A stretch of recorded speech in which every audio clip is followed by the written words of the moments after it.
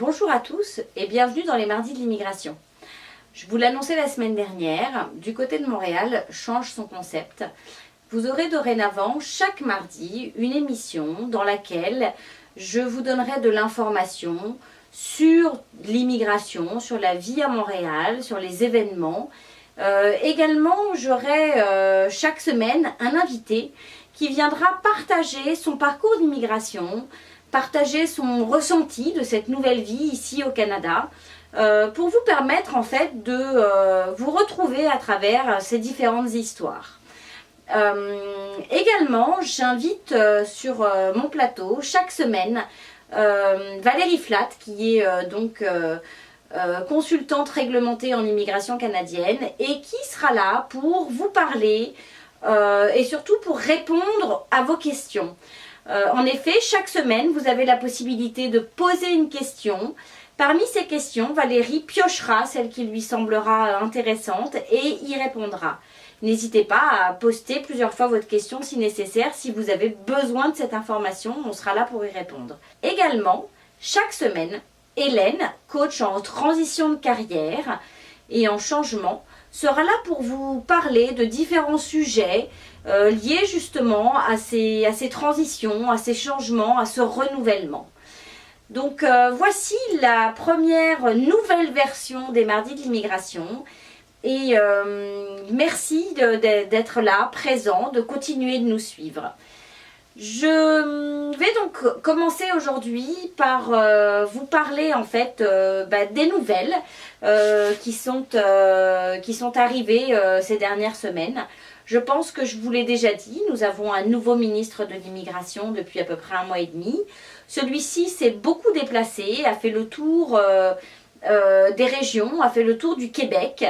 On va dire que vraiment il a pris à cœur ses nouvelles fonctions et il s'avère que de nombreuses entreprises sont à la recherche de personnes d'employés en fait. Donc c'est un vrai sujet et de plus en plus on est à la recherche donc d'immigrants, de personnes francophones. Vraiment ce sont ceux qui gagneront le plus de points pour venir donc combler le manque de salariés qu'il peut y avoir en région. Je sais notamment qu'il est allé beaucoup dans la région du Saguenay-Lac-Saint-Jean. Donc j'essaierai de partager avec vous de l'information sur cette région, de partager en fait avec vous des photos, un peu d'histoire de cette ville pour vous la faire découvrir. Donc voilà, aujourd'hui j'ai comme invité Steve. Steve est arrivé il y a déjà quelques années. Il avait envie en fait au départ de venir ici et de commencer dans son domaine d'études qui était la criminologie. Et puis la vie à Montréal l'a fait changer d'orientation. Il a choisi autre chose, il a créé son entreprise. Donc nous allons maintenant accueillir Steve qui va venir nous raconter son expérience, nous raconter ce qu'il a vécu, comment s'est passée son immigration. La parole est à vous, vous est présentée par Du Côté de Montréal, partenaire de votre immigration. Bonjour Steve. Bonjour. Bienvenue dans les Mardis de l'immigration. Merci de me recevoir. Et merci d'avoir accepté mon invitation. Ça fait plaisir. Donc j'aimerais en fait discuter avec toi de ton parcours pour arriver ici, de ton parcours de création d'entreprise, les difficultés par lesquelles tu es passé, ce que tu as aimé, ce que tu as moins aimé, ce qui fait que tu restes ici. Donc voilà, que tu me racontes un peu ton histoire et puis tes rencontres, tes amitiés, tes amours, non peut-être pas, mais, mais donc voilà, donc si tu pouvais un peu m'en dire plus. Donc tu es arrivé il y a combien de temps en fait Alors ça a fait 4 ans le 16 novembre dernier, donc il y a quelques jours. Je suis venu en tant que résident permanent directement pour éviter les soucis justement de visa avec le PVT, la transition avec une résidence éventuelle. Donc résident directement. Et puis, résident permanent, il t'a fallu combien de temps avant d'obtenir ta résidence permanente? Alors je sais que les délais ont augmenté apparemment, mais à l'époque c'était à peu près 2 ans, 2 ans et demi d'attente. D'accord. Donc j'étais pile poil dans le délai, j'ai attendu 2 ans et 2-3 mois je pense. D'accord. Et donc 2 ans et demi effectifs pour pouvoir partir avec mon billet aller simple. D'accord, très bien. Donc il y a 4 ans, tu es arrivé en résidence permanente. Et alors là, quels étaient tes projets initiaux? Je voulais devenir Premier ministre à la base. C'était pas possible parce que le poste était pris. Non, plus simplement, en fait, j'ai une formation de criminologue, donc, comme tu le sais sans doute, je pense. Et On en avait déjà parlé, ouais. c'est ça. Et effectivement, à la base, j'étais parti pour travailler pour le gouvernement. Je voulais travailler pour la Maison Canada, entre guillemets. D'accord. Donc c'était mon objectif. Et travailler dans la criminalité économique. Donc c'est un milieu qui est très fermé, c'est difficile d'y rentrer, il y a des concours à passer, etc. Donc il y a pas mal de temps d'attente pour pouvoir accéder à certains postes qui sont vraiment intéressants. Il y en a pas mal, dans tous les cas. Et donc le temps de faire tout cela, en fait, j'ai essayé de trouver un job d'appoint, la première expérience québécoise, comme on dit souvent. Qui est très importante. Ouais, tout à fait. Et donc là, à ce moment-là, j'ai travaillé dans le jeu vidéo, dans la traduction, le test linguistique de jeux vidéo. Donc le profiling, des choses comme ça. Donc on traduisait, etc., des lignes et tout, pour une entreprise québécoise ici. D'accord. Et en parallèle, je passais les concours, je cherchais des jobs dans ma branche. Et comme c'est très difficile de rentrer une fois de plus, ça a traîné. Et puis finalement, mes objectifs ont été modifiés un petit peu. Je me suis finalement recyclé. Voilà pourquoi j'imagine, je suis ici. Et puis, j'ai commencé à faire du transport et du déménagement. Voilà, pour à la base aider les expatriés, surtout. D'accord. Voilà. Au moment où ils s'installent ou au moment où ils arrivent ou c'est presque la prise en charge complète, donc au moment où ils atterrissent carrément, parce qu'effectivement il y a des gens qu'on va parfois chercher à l'aéroport pour les dépanner, ils ont beaucoup d'affaires, beaucoup de valises, des fois des chiens, des chats, la famille qui vient avec. Donc on peut pas faire ça avec un taxi classique, il faut au moins 2 voire 3 parfois, et puis souvent c'est très cher. Donc on va les chercher à l'aéroport jusqu'au déménagement effectif, mettons changer d'appartement ou changer de colocation, etc. Donc on fait vraiment tout le cheminement, en fait, on les aide du début jusqu'à la fin. Et alors la création de cette entreprise, est-ce que ça a été compliqué? Est-ce que même au niveau de l'embauche, d'avoir des équipes, de plus les avoir en fonction de la saison, est-ce que pour toi, est-ce que tu vois tu avais déjà en fait une entreprise en France ou tu avais déjà... Pas du tout. D'accord, donc absolument tu ne connaissais pas du tout le milieu du travail non. D'accord, donc tu ne peux pas avoir de point de comparaison, mais est-ce que tu as le sentiment quand même que ça a été... fluide ou que ça a été compliqué ou est-ce qu'il y a eu des moments dans ta création des points de blocage ou... Je dirais que de base, moi j'ai trouvé ça très simple, super intuitif, très, très direct, très rapide, un peu comme toute la paperasse entre guillemets qu'on a ici au Québec, en tout cas au Canada, c'est beaucoup plus rapide qu'en France ou en Belgique là où j'ai habité aussi. Donc je me suis rendu compte des choses qui étaient vraiment une grosse différence au niveau de l'administration et des papiers, on va dire. Donc, tu as tout fait sur Internet? Ouais, c'est ça, en ligne, à 100% vraiment. J'ai même pas sorti un pied dehors, donc c'est fou. Donc en fait, à la base, j'ai commencé à aider les expatriés, pour la petite histoire. Donc j'ai vu qu'il y avait beaucoup d'annonces et de demandes sur les groupes PVTistes et autres, donc d'expats.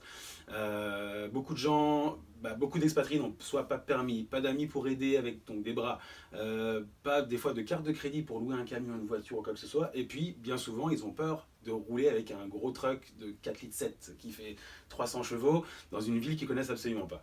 Donc, avec des réglementations malgré tout et des panneaux qu'on ne voit pas parce qu'il faut prendre l'habitude de les trouver sur la route. Il faut un bac+5 pour comprendre comment stationner une voiture, hein, c'est comme ça. Notamment, c'est sûr. Donc c'est important. Donc ce qui fait que j'ai vu pas mal d'annonces comme ça de gens qui étaient vraiment en galère, comme on dit chez nous, j'ai besoin d'un coup de main, etc. Et donc je me suis dit pourquoi pas aider pour faire des rencontres, voilà, tout simplement pour meubler un peu le temps, parce qu'à l'époque je travaillais en freelance dans le jeu vidéo, donc j'avais beaucoup de temps. Je me suis dit j'ai un van, chose qui est très rare pour un expatrié, vu que je suis musicien, j'avais un camion, et je me suis dit autant les aider. Et puis j'ai finalement commencé à faire ça, à dépanner les gens, etc. J'étais pas payé techniquement parce qu'ils m'offraient une bière ou deux, parfois un pack de bière, puis on discutait un peu ensemble, je me suis beaucoup d'amis comme ça. D'ailleurs, entre parenthèses, j'ai rencontré ma petite amie actuelle maintenant, comme ça aussi, donc c'est 3 ans qu'on est ensemble. Donc on joint l'utile à l'agréable aussi, donc c'était des bonnes expériences quand même. Et puis beaucoup de clients, c'est là que j'ai fait le petit twist, c'est que beaucoup de clients m'ont dit monte ta entreprise, tu as un super concept, tu es sympa, tu bosses bien, et puis tu pourrais monter l'entreprise, être vraiment légal à 100% et faire quelque chose de bon, de bien, qui pourrait rapporter gros. Je me dis pourquoi pas. Et j'ai un de mes très bons amis ici qui est actuellement mon comptable en plus. Je lui ai posé toutes les questions que je voulais. Il m'a mis sur les rails directement. Et puis j'ai continué tout seul. Et puis j'ai monté mon entreprise. J'ai fait signer mon contrat le premier jour où je me suis inscrit. Le soir même, j'avais un contrat à faire signer. Donc super intuitif, super facile, très peu cher, $35 en ligne. Oh, c'est incroyable. Via carte de crédit, donc ça c'était génial. Et puis on est inscrit en l'espace de 30-35 minutes maximum en remplissant les encarts, les pages, et puis c'est réglé. Voilà. Et alors tes 4 premières années ici, les hivers, le chaud l'été, ton intégration par rapport à des amis québécois? Est-ce que voilà, tu es avec une femme québécoise? Ouais, voilà, tout à fait. donc ça c'est... Intégration 100%. Alors en fait c'est ça, moi j'ai un parcours un peu spécial, c'est que j'ai fait 6 mois d'université à l'université de Montréal, ici à Montréal, donc en dernière année de maîtrise. Donc j'avais déjà des amis, français ou québécois, même autres. Donc ce qui fait que je ne suis pas arrivé ici un peu tout seul. Je savais que j'avais un pied-à-terre, des amis qui étaient là, je connaissais la ville comme ma poche, parce que j'ai vraiment beaucoup bougé. Donc c'est un peu différent, je me sentais un petit peu chez moi déjà, rien que dans l'avion, en l'air déjà. Ouais, c'est ça. Donc c'était le côté positif. Et puis naturellement, en ayant des amis québécois, et ben, ça nous amène à rencontrer d'autres personnes, d'autres québécois, et puis d'élargir un peu ses connaissances. Et puis j'ai eu la chance en fait de poster un petit mot sur Facebook en disant yeah, j'ai mon visa, je pars enfin, résident permanent, etc. Et une amie québécoise qui était en psychologie, que j'avais rencontrée dans un bar un jour comme ça, qui était très sympa, et finalement elle me dit bah tiens, j'ai une chambre à te proposer. Donc la première expérience, c'était avec une Québécoise, et j'ai vécu avec une Québécoise en colocation dès que je suis arrivé, dès que j'ai posé les pieds sur le sol québécois, canadien. Génial. Et alors le froid, t'arrivais d'où en fait? De Belgique, ce qui fait que le froid, je connaissais un peu. Le froid, t'as perdu la pluie, t'as gagné la neige. Bon, on a eu quelques périodes de neige les 2-3 années avant que je démarre vraiment pour le Canada, et finalement bah, je suis un peu habitué au froid, j'aime beaucoup les pays froids, donc ça me faisait pas mal de me dire j'arrive en plein hiver, je suis arrivé le 16 novembre, et puis il a neigé genre 3-4 jours après, pour moi c'était cool, il n'y a pas de problème, ça me dérangeait pas. Et au fur et à mesure des années, vraiment pour toi ta vie maintenant elle est ici, ou est-ce que tu envisages un jour de partir ailleurs ou... Non, parce qu'il y a un certain âge, on se dit qu'on construit des choses, et puis petit à petit on a envie que ça... Enfin voilà, de les garder, que ça pérennise entre guillemets l'expérience. Ce qui fait que là, bah, j'ai acheté un condo, j'ai une copine québécoise, j'ai mon affaire qui est ici. Donc... 2 chiens québécois. Ouais, 2 chiens québécois, effectivement. Donc je suis un petit peu, entre guillemets, obligé de rester ici, mais ça me pose pas de problème parce que j'adore. Donc j'ai une super expérience, je suis un peu le pur produit du gars super content, super à l'aise. Voilà. Le seul truc que j'attraperai jamais, c'est l'accent, mais par contre, au final... Cet accent. Ouais, voilà. Voilà. On va pas y arriver, mais...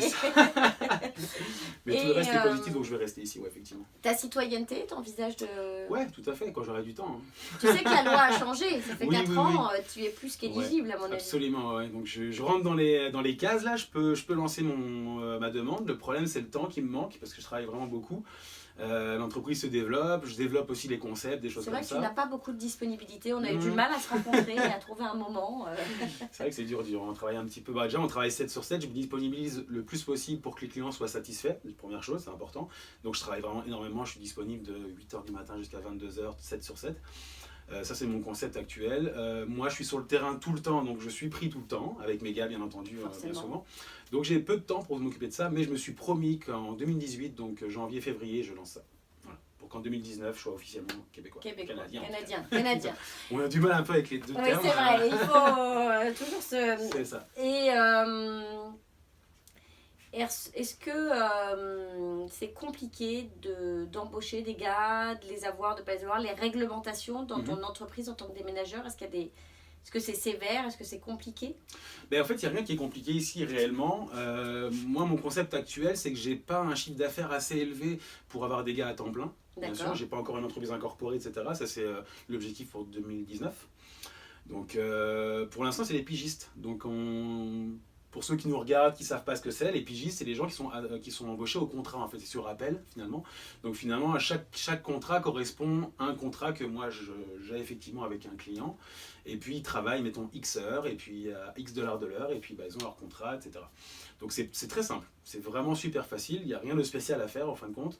Le jour où j'incorpore, que j'ai une entreprise, vraiment une grosse entreprise, et qui me permet d'investir dans de la main d'œuvre à temps plein, notamment, ou même à mi-temps, ou quoi que ce soit, là ce seront des employés déclarés comme des employés. Voilà. D'accord. La criminalité, c'est fini pour toi ou... La criminologie, parce que la criminalité... Criminologie, pardon. Peut-être que je me trouve en prison un jour, non, je rigole. Excuse-moi, la criminologie.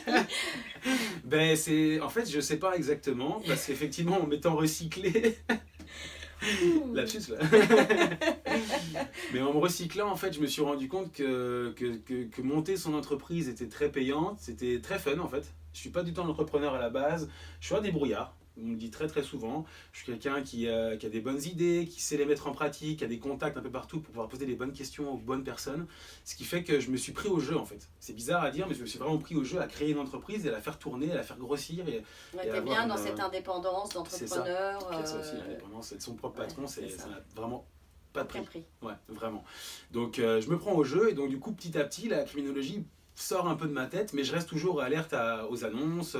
Je continue à passer des concours pour être notamment inspecteur ou mettons enquêteur sur le terrain, des choses comme ça. Donc la chose un petit peu ironique et un peu paradoxale, c'est que j'ai réussi tous mes concours avec des super points à chaque fois, mais les postes sont pas encore ouverts. Ce qui fait qu'il y a des fois des temps d'attente, mettons des fois entre 6 mois et 1 an et demi, pour qu'on t'appelle en disant tiens on a un poste pour toi.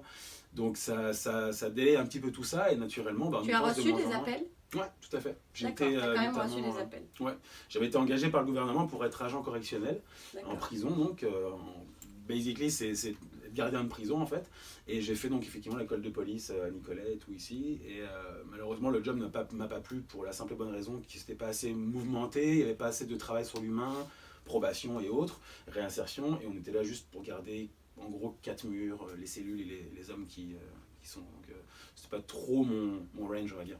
C'est plus quelque chose pour quelqu'un qui aime bien peut-être l'inaction, justement, être resté dans une guérite, à regarder tout ce qui se passe, avoir observateur, mais c'est tout. Alors on va quand même citer le nom de l'entreprise de Steve, parce que si vous avez besoin de ses services, ça peut être intéressant pour lui. Donc les gentlemen du déménagement. Non, les gentlemen déménageurs, justement. Ah, chaque fois je me trompe. Les gentlemen, donc déménageurs. Et donc n'hésitez pas, si vous arrivez, il peut venir vous chercher à l'aéroport. Et puis j'ai vu aussi sur tes publications Facebook que tu allais régulièrement chercher aussi chez Ikea. Oui. Tu y vas pour différentes raisons, mais tu vas aussi chercher en fait les affaires des clients. Tout à fait, ouais. En fait ça c'est un concept que j'ai mis en place grâce à des clients, plusieurs. Donc il y en a un qui m'a mis sur la voie à la base en disant est-ce que tu fais Ikea ? À l'époque je le faisais pas directement, mais j'ai dit oui, pourquoi pas, c'est des meubles à transporter dans un camion, donc oui c'est faisable, je peux le faire. Et puis finalement je suis allé 1 fois, 2 fois, 3 fois, et puis les gens commençaient à me demander de plus en plus, et puis j'ai commencé à développer un concept des trips Ikea, donc des voyages Ikea. Et là simplement j'ai une banquette dans le camion, on peut rentrer à 4 plus le conducteur, donc moi en l'occurrence, et puis on part tous ensemble avec les personnes qui veulent magasiner sur place réellement, et au fur et à mesure en fait en faisant ces trips Ikea je me suis rendu compte que je restais beaucoup à ne rien faire sur place, donc j'ai trouvé l'idée de prendre des commandes, de moi acheter les affaires, donc faire le petit tour du magasin, acheter les affaires des gens, garder la facture et puis dispatcher avec les autres qui sont dans le camion. Et finalement c'est quelque chose qui plaît aux gens parce qu'il y a beaucoup de gens notamment les expatriés surtout, qui travaillent dans les bars, les restaurants, tard le soir, le week-end souvent.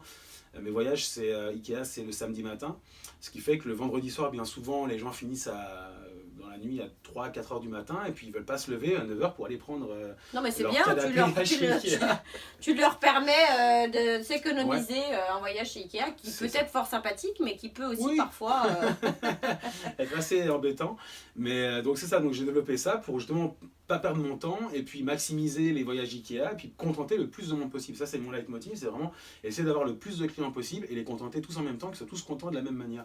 Et l'idée c'était ça et ça fonctionne. Voilà, maintenant les trips Ikea c'est quelque chose qui existe, que les gens ne connaissent pas forcément en personne et m'écrivent en disant est-ce que tu fais un trip Ikea ce week-end? Donc ils connaissent le concept. Génial. C'est pas un concept que j'ai inventé de toutes pièces, mais c'est l'idée entre guillemets sur les sites PVTistes et autres, et ben c'est effectivement ça vient d'une première entreprise effectivement. Oh, c'est une super idée. Et par rapport à ta vie en Belgique où tu as aussi vécu en France, ouais, tout à fait. Ouais. Est-ce que tu pourrais rapidement me donner un peu les plus et les moins par rapport à ta vie au Québec? Qu'est-ce qui mis à part le fait que tu sois tombé en amour d'une belle Québécoise, oui. Qu'est-ce qui fait que voilà, tu estimes qu'aujourd'hui ta vie est au Québec, au Canada? Ouais, disons que déjà il y a une grosse différence entre la France et la Belgique, notamment c'est ça, la culture, la façon de penser des gens, les études, parce que j'ai fait mes études en Belgique, mes études supérieures en tout cas en Belgique, et puis la façon de fonctionner, la gentillesse des gens. Donc plus on monte en fait doucement au nord, plus c'est cool. Et les gens sont avenants, sont gentils. À Bruxelles, qui est une grande ville, il y a quand même 10 millions d'habitants, que je dise pas de bêtises. Non, 1 million d'habitants, c'est 10 millions effectivement dans la Belgique au complet. Là, finalement, on se dit bonjour dans la rue, quoi. Un peu comme ici au Québec, finalement, comme à Montréal. Donc ça, c'est quand même assez étonnant, surtout pour un Parisien comme moi qui a vécu toujours dans des grandes villes avec beaucoup de monde, qui est assez, les gens sont assez austères, un petit peu fermés, ils se parlent pas. Et donc, en Belgique, j'ai déjà touché au côté friendly de la chose. Et puis, en faisant mon échange universitaire au Québec, là, c'est encore une étape supérieure. Je me suis dit, les gens sont tous, c'est un peu les bisounours ici, c'est fou, vraiment. Alors, pour un pur Parisien, je me dis, mais où est-ce que je tombe là? C'est ça, c'est quoi le... Il y a un problème avec eux. Où est-ce que c'est bizarre en fait? On cherche le problème, c'est un peu comme tu te balades dans la rue avec la voiture et puis tu cherches des places de parking, et à un endroit il y a plein de places, tu te dis c'est pas possible qu'il y ait autant de places, il y a quelque chose qui va pas, on peut pas se garer, donc t'évites de... Là il y a un souci, là c'est un peu pareil. Et puis la première expérience, ça c'est la petite anecdote qui était vraiment cool et que je trouve vraiment sympathique, c'est que le premier jour où j'ai posé le pied, quand j'ai commencé l'université donc au Québec, première fois que je pose le pied en Amérique du Nord en plus, j'arrive au pied de l'université, le taxi me laisse ici, et puis il s'en va, et je me suis retrouvé avec mes 2 gros sacs, comme ça, à regarder l'université, les gros bâtiments, j'étais perdu, je savais pas où aller pour prendre ma chambre étudiante. Et il y a un jeune homme, je pense que c'était un Marocain, un Algérien, qui s'arrête en me disant « Bonjour, tu cherches quelque chose ?» Donc un Parisien va dire « Voilà, qu'est-ce qu'il me veut celui-là ?» Naturellement. Alors que non, pas du tout. Là, je me suis dit « Bon, je cherche ma chambre étudiante, je sais pas. » Viens, je vais t'expliquer. Il me prend mon sac, il me fait faire le dédale, le labyrinthe dans le bâtiment, et il m'amène jusqu'au desk, en me disant, voilà, le gars s'appelle Bruno, de mémoire je crois bien, il est super gentil, tu verras, il va te donner ta clé de chambre, etc., il va se faire signer les papiers, c'est bon. Bonne journée. Voilà ce qu'il m'a dit. J'ai halluciné. Donc c'est la première personne que j'ai rencontrée, et cette personne me reste ici parce que c'est genre improbable. Tu l'as jamais revu? Non, jamais en fait. Il s'est même pas présenté réellement, j'ai même pas son prénom en tête. Alors si tu es là, si tu nous regardes, s'il te recherche. C'était une super expérience, c'est une super première expérience avec un Québécois, en fait, une personne locale, et j'ai trouvé ça super cool. C'est vrai que nous, on a pris le bus il y a, je sais pas, 1 mois ou 1 mois et demi, septembre. En fait il nous manquait $1 je crois pour acheter notre ticket de transport, et un monsieur comme ça, je veux dire, on présente, voilà, vraiment on se dit mais non, je suis pas en train de quémander, gentiment on te donne le dollar en disant non mais c'est bon, puis toi t'es super gêné parce que tu dis non mais bon quand même je fais pas la manche, c'est ça. Mais non, c'est de la générosité, de la gentillesse, donc c'est vrai que oui, on remarque vraiment en fait cette façon toujours de gentillesse et puis d'accompagnement. Et je ne sais pas si toi tu ressens ça aussi au niveau de ton entreprise, où on va plutôt t'encourager, te dire que tes idées sont bonnes, t'accompagner en fait dans ta création, et puis surtout pas te trouver la petite bête qui va faire qu'à un moment donné on va dire non, là tu te rends compte, tu vas avoir tel problème, et puis là non, tu vas rencontrer tel autre problème. Effectivement, c'est vrai que la plupart des idées, je dirais les 3/4 des idées que j'ai mis en pratique à l'époque ou maintenant encore, viennent de mes clients. Bien souvent, parce qu'ils ont des super bonnes idées.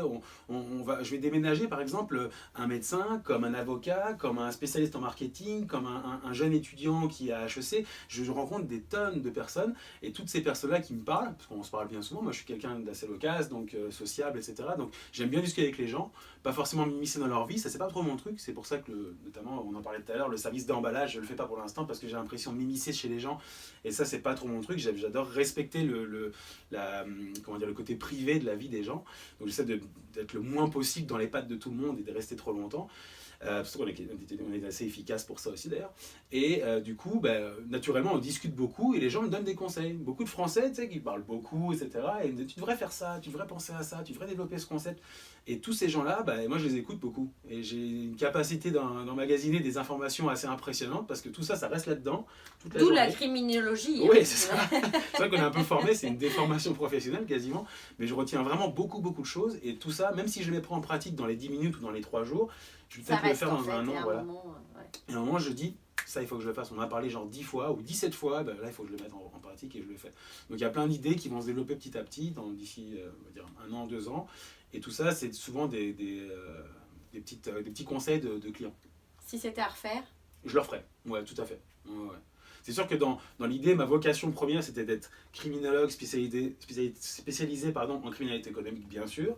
Mais je me dis que c'est fun, en fait, de faire ce que je fais. Et donc, ça ne me dérange pas. J'ai pas un problème avec mon job, j'ai pas un problème avec une vocation perdue que j'aurais laissée de côté, etc. Finalement, on se crée une nouvelle vocation en se recyclant, malgré nous un petit peu, parce qu'on cherche un emploi, on n'est pas dans un autre pays, on n'a pas les mêmes connaissances, les diplômes ne sont parfois pas équivalents. Moi, c'est pas mon cas, heureusement, j'ai une équivalence de diplôme et j'ai de la chance. D'autres, il faut refaire par exemple, des années en médecine ou en droit, des choses comme ça.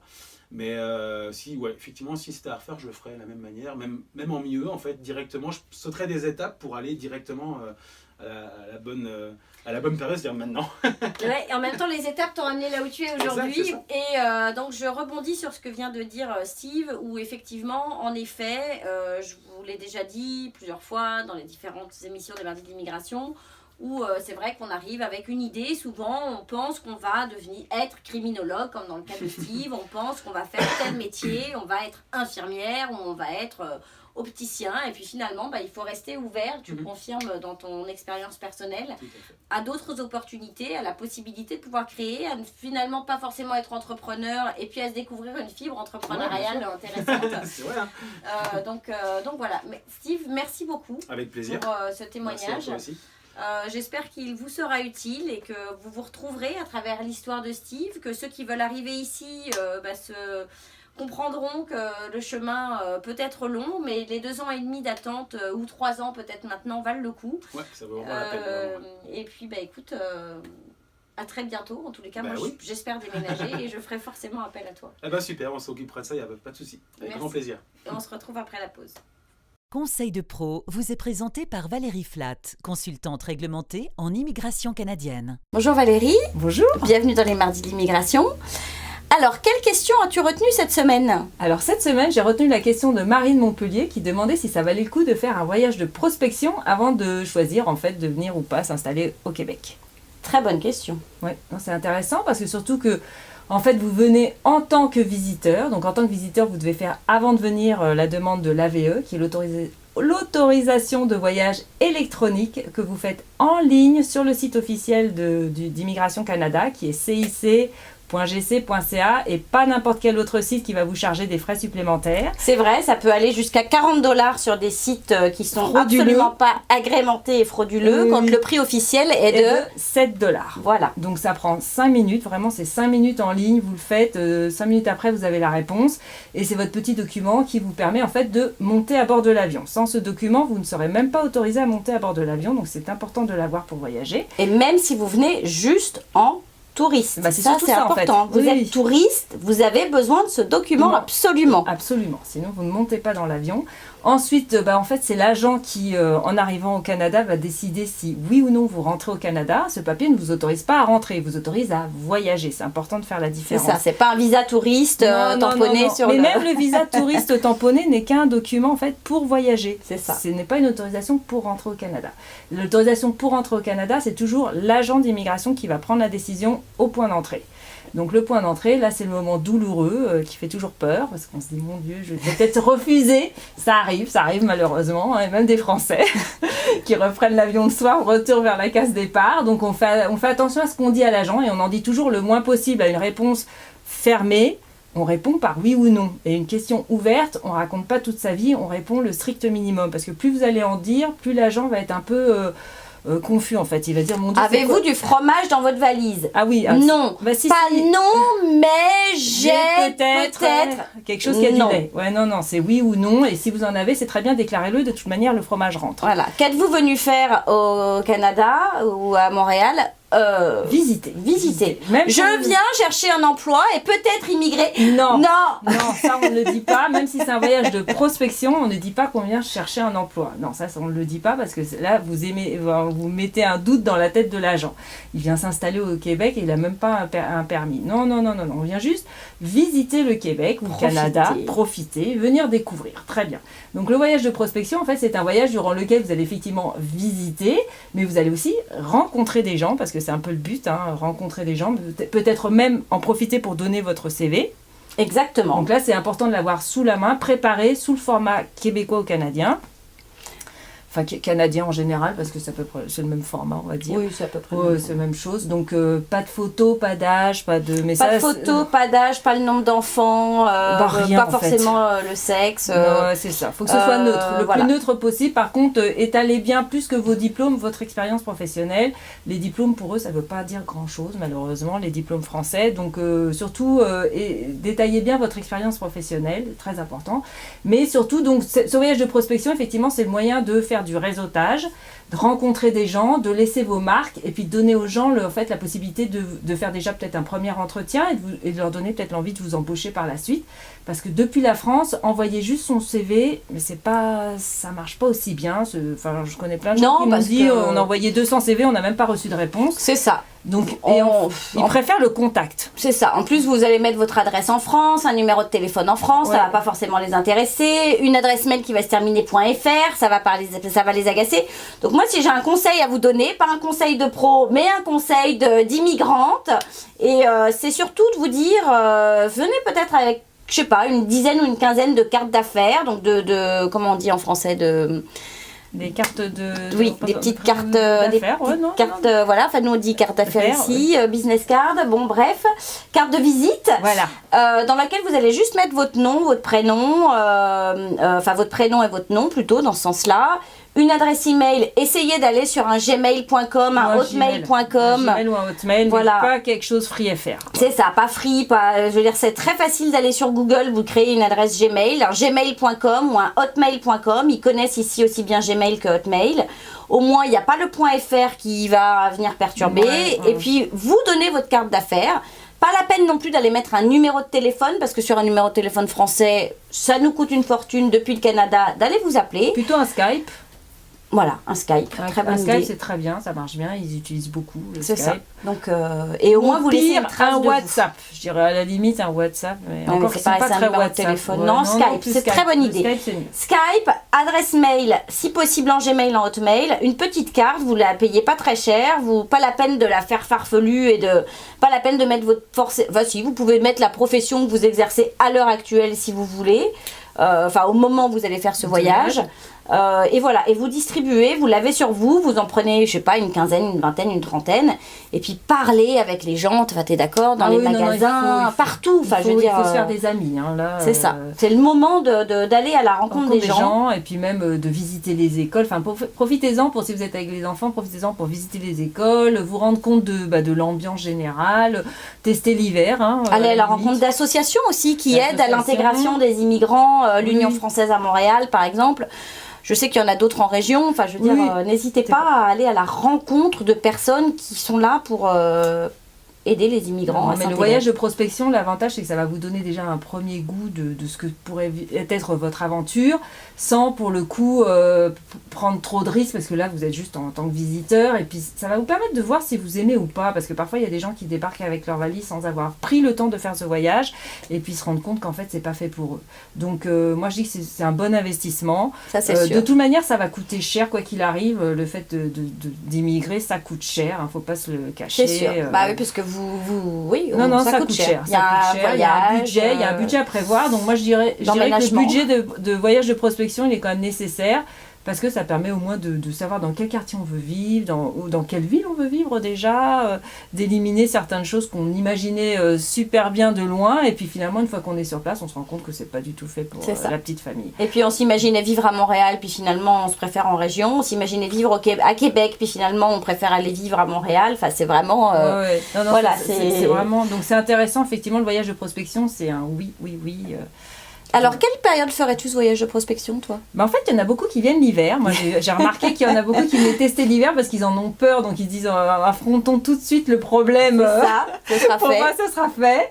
Et puis sinon, moi, je dirais le printemps, j'aime pas trop, mais ou carrément l'été, quoi. Alors, moi, j'avais fait vacances de la Toussaint. Je vous avouerai que c'était pas mal. Mais si vous l'aviez fait cette année, ça n'aurait pas été une bonne idée, parce que vous auriez eu une mauvaise version, parce qu'il a fait très chaud jusque tard.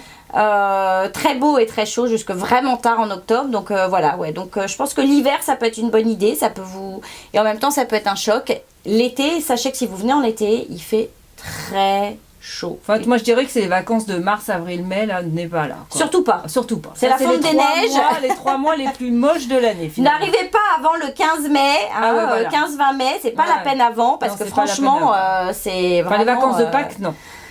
Non, surtout pas. Surtout C'est une très mauvaise idée. Très mauvaise idée. Après ça, c'est l'été, là, l'été... C'est ça. C'est la fonte des neiges, fait beau, les festival déchets partout. ressortent de dessous la neige. Ah oui, non, ça, pendant les 3 mois... C'est gris, la neige est plus blanche, elle est grisaille parce qu'il n'y a plus de chute de neige blanche flambant neuve dessus. Donc non, on ne vient pas aux vacances de Pâques au Québec. C'est à vous dégoûter à jamais. Ouais, exactement. Mais après ça, tout le reste est bon. Et puis après ça, ça dépend de ce qu'on veut vivre. Et puis si on est équipé pour venir passer juste 15 jours par moins 30 ou moins 15, on va peut-être pas acheter tout pour juste venir faire un petit voyage de prospection de 2 semaines. Mais en même temps, ça vaut le coup. C'est vrai que c'était une bonne question. Et puis on remercie Marie donc, de nous l'avoir posée. Merci Marie, merci Valérie. Et puis n'hésitez pas à envoyer vos questions. On en prendra une par semaine. Donc faites-nous parvenir vos questions. C'est ça. Allez sur le Facebook du côté de Montréal. Et vraiment, n'hésitez pas à la suite de cette émission, posez toutes vos questions. Et puis Valérie choisira, peut-être avec mon aide, mais sinon Valérie choisira la question pour la semaine prochaine.